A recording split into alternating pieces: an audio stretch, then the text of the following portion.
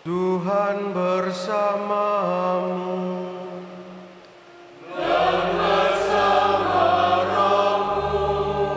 Inilah Injil Yesus Kristus menurut Yohanes.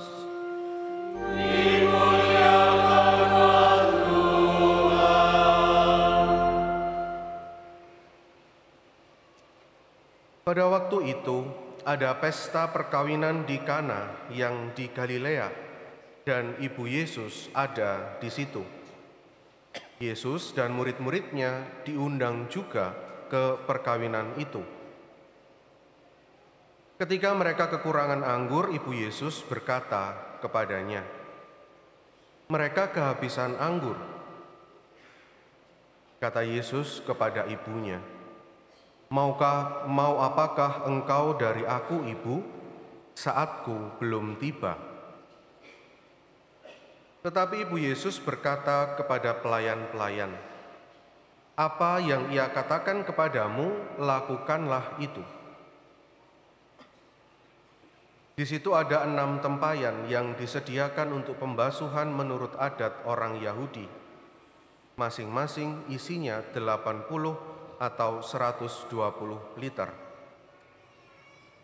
Yesus berkata kepada pelayan-pelayan itu, "Isilah tempayan-tempayan itu penuh dengan air." Mereka pun mengisinya sampai penuh. Sesudah itu kata Yesus kepada mereka, "Sekarang cedoklah dan bawalah kepada pemimpin pesta." Lalu mereka pun membawanya.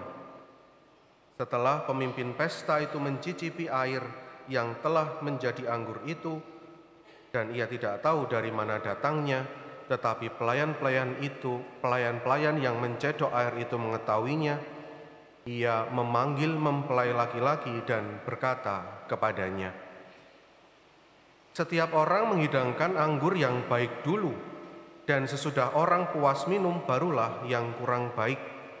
Tetapi engkau menyimpan anggur yang baik sampai sekarang."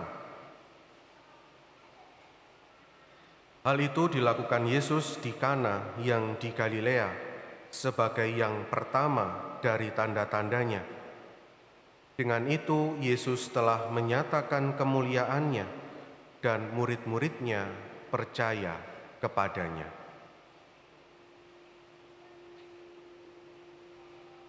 Demikianlah sabda Tuhan. Terpujilah Kristus.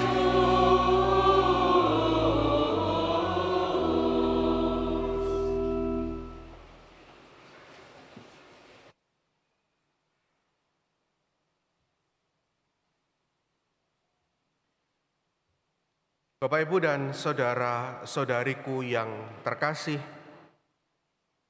siapa di dalam hidup kita yang pernah mengalami kecemasan di dalam hidupnya? Kalau saya minta angkat tangan, apakah akan angkat tangan semua? Jadi nggak perlu lah ya, saya sudah tahu jawabannya apa. Cemas itu bukan celana masuk ini ya, tapi cemas biasanya atau kadang-kadang terjadi karena nggak ngerti di depan akan ada apa. Nggak ngerti nanti akan seperti apa. Mungkin ini salah satu yang menyebabkan kecemasan itu. Nggak ada seorang pun di dunia ini yang tahu hari depan akan seperti apa. 1 jam lagi seperti apa, 2 jam lagi seperti apa, besok seperti apa, 2 hari lagi seperti apa, dan seterusnya. Seringkali, kadang-kadang gelap, atau kalau nggak gelap-gelap amat ya burem lah begitu. Mungkin kalau kita sudah tahu gitu ya, masa depan yang akan seperti apa itu enak gitu ya. Tenang, kamu akan bekerja sampai kamu pensiun, wah itu senang itu, happy. Tenang, rezekimu akan ngalir terus, wah senang itu. Jangan tenang, besok kamu di PHK, wah langsung mumet ya pasti. Kalau yang di depan mungkin jelas, mungkin di hati kita tidak ada kecemasan. Tetapi karena yang di depan ini tidak jelas, seringkali kecemasan itu muncul. Dan apa yang kita lakukan di dalam kecemasan-kecemasan itu? Kepada siapa kita berlari? Kepada siapa kita mengarahkan hati? Kepada apa kita menyerahkan hidup kita? Karena ya mau nggak mau, masa depan nggak ada yang tahu. Dalam bacaan-bacaan suci yang kita dengarkan hari ini, terutama dalam bacaan pertama maupun dalam bacaan Injil, kita diteguhkan imannya bahwa di dalam ketidakpastian masa depan kita, ketidaktahuan kita akan apa yang terjadi beberapa saat ke depan di dalam hidup kita, Tuhan selalu menyertai. Tuhan tidak pernah meninggalkan. Inilah yang menjadi fondasi, inilah yang menjadi dasar bahwa kita tetap beriman. Bahwa kita tetap percaya bahwa Tuhan tidak pernah meninggalkan kita. Dalam bacaan pertama tadi kita mendengarkan bahwa Allah itu dikatakan atau digambarkan sebagai seorang suami yang mendapatkan istri yang adalah bangsa Israel. Di situ dikatakan, engkau tidak akan disebut lagi yang ditinggalkan suami, dan negerimu tidak akan disebut lagi yang sunyi, tetapi engkau akan dinamai yang berkenan kepada Tuhan, dan negerimu akan disebut yang bersuami, sebab Tuhan telah berkenan kepadamu, dan negerimu akan bersuami. Tuhan mendampingi bangsa Israel dalam hal ini melalui mulut Nabi Yesaya, meyakinkan kepada bangsa Israel bahwa engkau tidak akan pernah ditinggalkan oleh Tuhanmu. Engkau adalah seperti seorang istri yang akan selalu mempunyai suami, yang akan selalu didampingi, dijaga, dirawat oleh suamimu. Karena Allah dan bangsa Israel tidak akan pernah terpisahkan. Seperti juga dalam perkawinan dalam Gereja Katolik. Hal yang sama ditunjukkan oleh Tuhan Yesus dalam bacaan Injil yang kita dengarkan hari ini. Tuhan yang peduli, Tuhan yang menjaga, Tuhan yang merawat tampak nyata dalam mukjizat yang dilakukan Tuhan Yesus dalam pesta perkawinan di Kana. Pemilihan bahwa Yesus melakukan mukjizat pertamanya di dalam hidup dalam perkawinan juga mau menyatakan bahwa Tuhan hadir dalam setiap keluarga Kristiani, di dalam ketakutan-ketakutan hidup mereka sebagai keluarga, bagaimana mendidik anak, bagaimana relasi di antara suami dan istri, ada unsur bahwa Tuhan peduli terhadap keluarga-keluarga Kristiani. Tetapi lebih luas daripada itu, lebih jauh daripada itu, Tuhan peduli kepada setiap dari kita. Masing-masing dari kita, Tuhan menunjukkan kepeduliannya kepada kita. Mujizat pertama-tama dilakukan oleh Tuhan Yesus bukan agar dirinya terkenal, bukan untuk keren-kerenan, bukan untuk sombong-sombongan. Nih, aku bisa menyembuhkan orang buta. Nih, aku bisa mendirikan, memberdirikan orang yang lumpuh. Bukan untuk keren-kerenan, bukan untuk sombong-sombongan. Ada dua fungsi mujizat. Yang pertama, mujizat dilakukan oleh Tuhan Yesus untuk mendatangkan keselamatan. Orang sakit misalnya, mendatangkan keselamatan. Orang yang sakit menjadi sembuh, orang yang sembuh menjadi sakit, bukan. Orang yang menderita menjadi berahmat dan sebagainya dan sebagainya. Fungsi mujizat yang kedua adalah Yesus mau menyatakan identitasnya kepada manusia. Siapakah aku ini sebagai Tuhan di dalam hidup manusia? Dan peristiwa mujizat di Kana, peristiwa perubahan dari air menjadi anggur, adalah peristiwa mujizat yang pertama di mana Yesus menyatakan identitas dirinya. Tuhan menyatakan siapa dirinya dalam hidup seorang manusia. Dan kita tahu identitas itu adalah bahwa Tuhan itu peduli, Tuhan itu kasih, Tuhan itu berbelas kasih. Mari kita lihat dinamikanya. Bagaimana Yesus mendapatkan informasi itu dari Bunda Maria. Dia tidak tahu sendiri, dia tidak dengar sendiri, tetapi dia tahu dari Bunda Maria bahwa anggurnya habis. Dan kita tahu anggur yang habis dalam sebuah pesta adalah sebuah kemaluan. Kok kemaluan? Salah ya, salah diksi saya, maaf. Adalah sebuah atau sesuatu yang memalukan bagi yang mengadakan pesta. Karena nggak mungkin kamu bisa bikin pesta segede ini kalau kamu nggak siap cukup dana. Maka malunya setengah mati bagi orang yang mengadakan pesta. Maka Bunda Maria dalam hal ini menyatakan bahwa dia juga peduli kepada manusia. Dia tahu tanpa dikatakan dan dia mengatakannya kepada Tuhan Yesus. Mereka kehabisan anggur, enggak minta apa-apa. Dia cuma menginfokan aja bahwa mereka kehabisan anggur.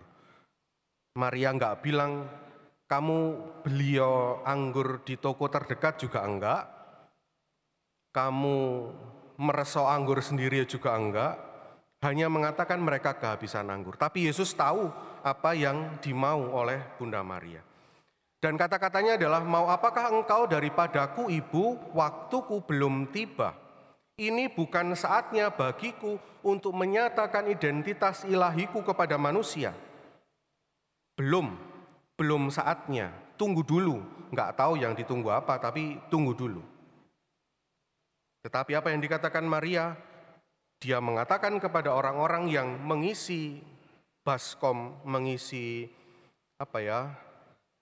wadah air untuk mencuci kaki itu, apa yang diperintahkan kepadamu, lakukanlah. Bunda Maria punya iman bahwa Yesus tidak akan tinggal diam terhadap kesulitan yang dialami oleh umatnya, terhadap kesulitan yang akan dialami oleh manusia. Dan nyatalah bahwa dia melakukan mujizatnya yang pertama. Dia menyatakan identitas ilahinya yang pertama kali dalam peristiwa perkawinan itu. Bukan hanya seimbang, maksudnya kalau tadinya yang disediakan itu misalnya hanya 5 botol anggur atau 5 wadah gitu. Yang dilakukan oleh Tuhan Yesus dalam keterbatasan itu adalah memberikan mujizat dan memberinya dalam kelimpahan. Dia bukan hanya memberikan yang sama jumlahnya dengan anggur yang ada sebelumnya, tetapi memberikannya dengan berlebih. Tadi dikatakan kepada kita berapa liter, kurang lebih 120 liter. Dan kalau ada 6 gentong, kalikan saja ada berapa liter yang kemudian disediakan untuk ini. Dan hitung-hitungannya dalam bacaan yang pernah saya baca, kurang lebih 500 sampai 700 liter itu bisa beli tanah dan bisa beli rumah di masa itu. Bukan hanya memberi yang sama, tetapi Yesus memberi lebih dari apa yang seharusnya ada.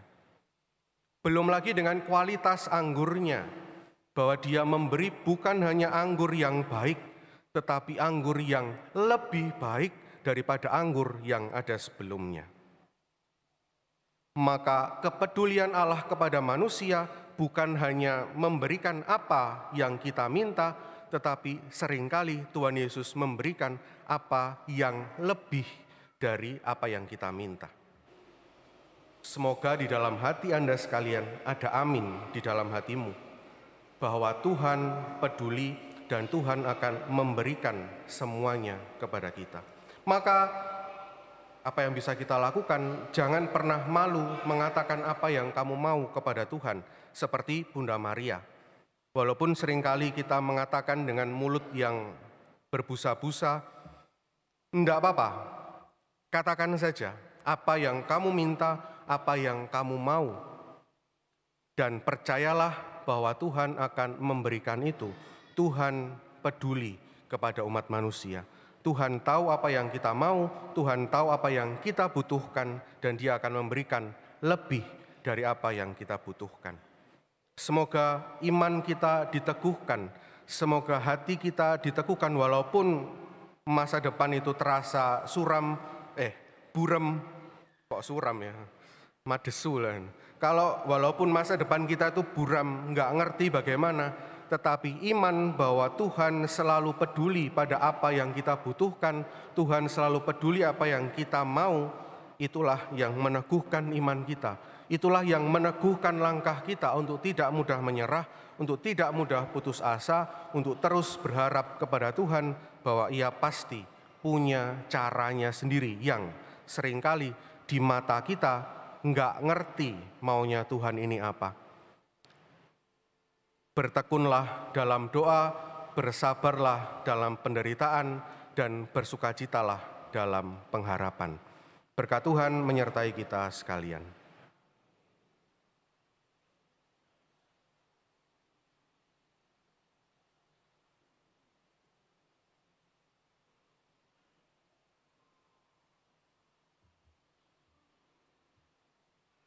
Sekarang mari kita bangkit berdiri, kita perbarui iman kepercayaan kita dengan berdoa syahadat Nikea Konstantinopel. Aku percaya akan